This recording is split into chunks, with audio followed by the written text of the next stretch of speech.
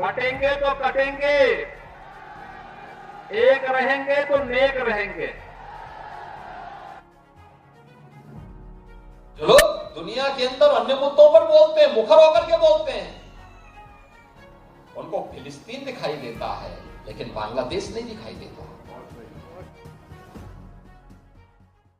उत्तर प्रदेश के सीएम योगी आदित्यनाथ ने हिंदू एकता पर बड़ा बयान दिया है। उन्होंने कहा कि अगर हम बटेंगे तो कटेंगे। इस बयान के जरिए उन्होंने हिंदुओं को एक होने की अपील की। इस क्रम में उन्होंने बांग्लादेश का उदाहरण दिया। सीएम योगी ने कहा कि बांग्लादेश में हिंदुओं पर हो रहे अत्याचार के प्रति भारत के हिंदुओं को चेतने की जरूरत है। सीएम योगी आदित्यनाथ ने आगरा में आयोजित कार्यक्रम में साफ कहा कि हम बटेंगे तो कटेंगे, हमें एक रहना होगा, हम एक रहेंगे तो नेक रहेंगे। सीएम ने क्या कुछ कहा, आइए सुनिए। बहनों और भाइयों, राष्ट्र से बढ़कर के कुछ नहीं हो सकता, कुछ नहीं हो सकता। और राष्ट्र तब सशक्त होगा जब हम एक रहेंगे, नेक रहेंगे, तभी नेक रहेंगे। बटेंगे तो कटेंगे। आप देख रहे हैं ना, बांग्लादेश में देख रहे हो ना,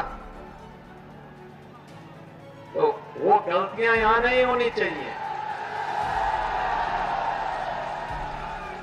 बटेंगे तो कटेंगे, एक रहेंगे तो नेक रहेंगे, सुरक्षित रहेंगे और समृद्धि की पराकाष्ठा को पहुंचेंगे। हमें विकसित भारत की संकल्पना को साकार करने के लिए कार्य करना है। सीएम योगी ने आगरा में जन्माष्टमी के अवसर पर दुर्गादास राठौर की भव्य प्रतिमा का अनावरण किया। राष्ट्रवीर दुर्गादास राठौर की प्रतिमा का अनावरण करते हुए सीएम योगी ने क्या कहा, आइए आपको सुनाते हैं। इस देश में दुर्गादास राठौर जैसे महान वीर पैदा होते हो, उस देश का कोई विदेशी आक्रांता कैसे बदमाशी कर सकता है?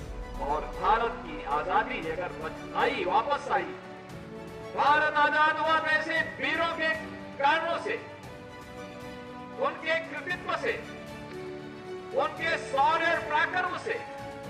और शौर्य पराक्रम जो कभी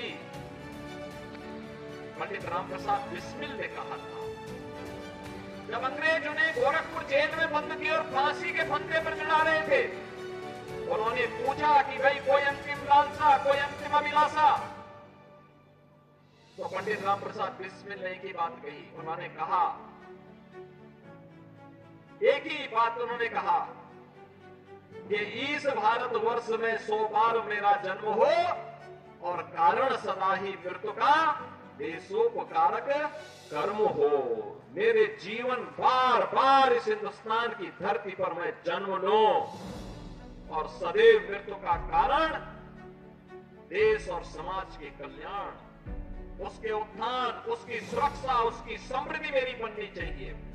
बहनों और भाइयों, यही भारत की सभी क्रांतिकारियों का सोच था। तेरा वैभव अमर रहे मां, हम दिन चार रहे न रहे। बीते दिन मथुरा में भी सीएम ने हिंदू एकता का जिक्र किया था।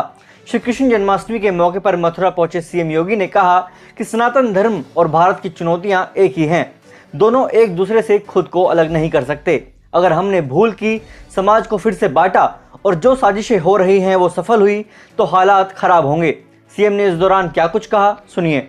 हमें वर्तमान की इन चुनौतियों को समझना पड़ेगा जो हम सबके सामने है, भारत के सामने है, सनातन धर्म के सामने। याद रखना, जो चुनौती सनातन धर्म के सामने है वही भारत की चुनौती है, और जो भारत की चुनौती है वही सनातन धर्म की चुनौती है। दोनों एक दूसरे से अपने आप को अलग नहीं कर सकते, कोई एक दूसरे से अलग नहीं कर सकता। और मैं तो आज पूज्य संतों का आह्वान करूंगा, इस समय है उनको स्वयं आगे आकर के पूरे समाज को एकजुट करने के सावधान के साथ आगे बढ़ना पड़ेगा। याद करिए, अगर हमने तनिक भी भूल की, ये समाज फिर से बटा और जो साजिशें हो रही हैं अगर वे सफल हुई तो बांग्लादेश के अंदर जो कुछ हो रहा है, हिंदुओं पर जो यातनाएं ढाई जा रही है, आप देख रहे होंगे किस प्रकार के अत्याचार हो रहे हैं, मंदिर तोड़े जा रहे हैं। हमारा मठ, हमारा मंदिर, हमारी उपासना विधि, हमारा शास्त्र, हमारे दर्शन, हमारी साधना पद्धति तभी संरक्षित हो पाएगी, तभी सुरक्षित हो पाएगी जब ये सनातन धर्म है और ये देश सुरक्षित है और बृहद हिंदू समाज सुरक्षित है। हमें इसके लिए कार्य करना होगा, लगातार कार्य करना होगा, प्रयास करना होगा, एक एक को जोड़ना पड़ेगा, एक एक को अपने साथ जोड़ना पड़ेगा। भेदभाव के लिए कोई जगह नहीं होनी चाहिए। विभाजनकारी उन ताकतों को बेनकाब करना होगा जो केवल अपना उल्लू सीधा करने के लिए समाज को बांटना चाहती है, तमाम वादों के आधार पर बांटना चाहती है। उनके लिए राष्ट्र की कीमत पर राजनीति उनके लिए अभिष्ट हो गई, लेकिन हमारे लिए राष्ट्र सर्वप्रथम है। राष्ट्र की कीमत पर कोई राजनीति नहीं हो सकती।